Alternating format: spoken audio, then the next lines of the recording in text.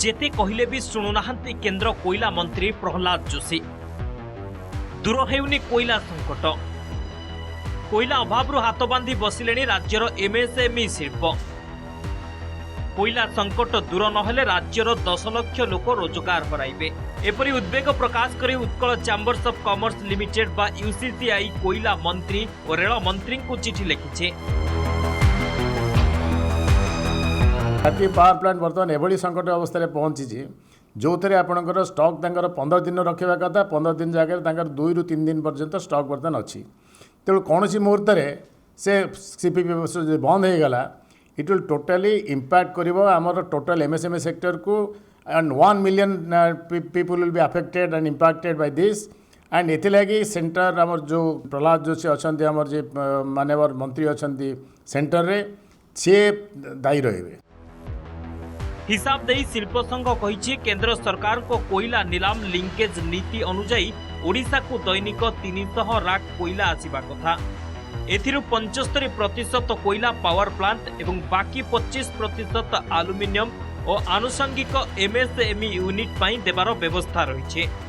किंतु नीति अनुजाई केंद्र सरकार कोयला आवंटन करुनाहांती। 25% हिसाब रे अणुशक्ति उत्पादन करुथिबा कंपनी गुड़िक पाई दैनिक 75 लाख कोयला मिलिबा कथा किंतु मिलुछि 16 लाख। विदेश रु कोयला आमदानी कले टन पिछा 25,000 रु 26,000 टंका पड़ुछे। एबे रूस यूक्रेन युद्ध लगी आमदानी असंभव होई पड़िछे। तुरंत कोयला संकट दूर करने को यूसीसीआई केंद्र आगरे दाबी रखिछे।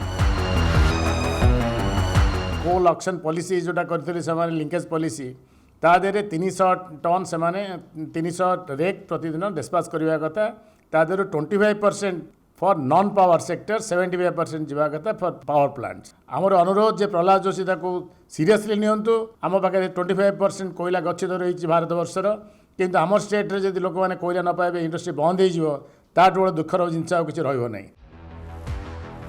देश में मोट गच्छित कोयलारू ओडिशा रे 25% रही। एमसीएल वार्षिक 150 मिलियन टन कोयला उत्तोलन करुछे किंतु सेथिरु 65% कोयला बाहर राज्य और विदेश को रप्तानी करि देउछे। फल घरोई शिल्प माने कोयला पाई पारु नाहंते।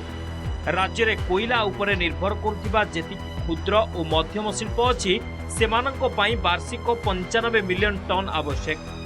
गत वर्ष मुख्यमंत्री हस्तक्षेप पर शक्ति उत्पादन करुथिबा यूनिट पाई केंद्र सरकार कोयला जोगाण वृद्धि करथिले। फल सेमानंको पाखरे एबे 10 रु 11 दिन पर्यंत कोयला गच्छित रहुछे किंतु अणविद्युत उत्पादन करुथिबा यूनिट मानंको पाखरे कोयला मात्र 2 रु 3 दिन गच्छित रहुछे। यह केंद्र सरकार को चरम अवहेला बोली समालोचना करिछि बीजेडी। ताई दुर्भाग्यर विषय शिल्प संघ माने सामूहिक भाव में केंद्र मंत्री प्रहलाद जोशी लिखिला तापर जदि कान को बंद करकिना केंद्र सरकार का मंत्रालय बसिबो ताले निश्चित भाव में एक अभावनीय स्थिति आर्थिक दिगरे देखा जीवो जहाँ फल ओडिशा भली राज्य जे शिल्प समृद्धि पाई विभिन्न योजना करूचंती ता निश्चित भाव में प्रकारांतर बाधा प्राप्त हो। ओडिशार कोयलारे बाहर राज्यर शिल्प मालामाल हेउछंती। राज्यर एमएसएमई शिल्प आवश्यकता दृष्टि एमसीएल वार्षिक कोयला उत्तोलन को 200 मिलियन टन करने को शिल्प संघ दाबी करि आसुचे किंतु एमसीएल एने कर्णपात करुनाही। Bhubaneswar camera person Padmalochan Sahu Durga Prasad Sarangi, Nandighosh TV.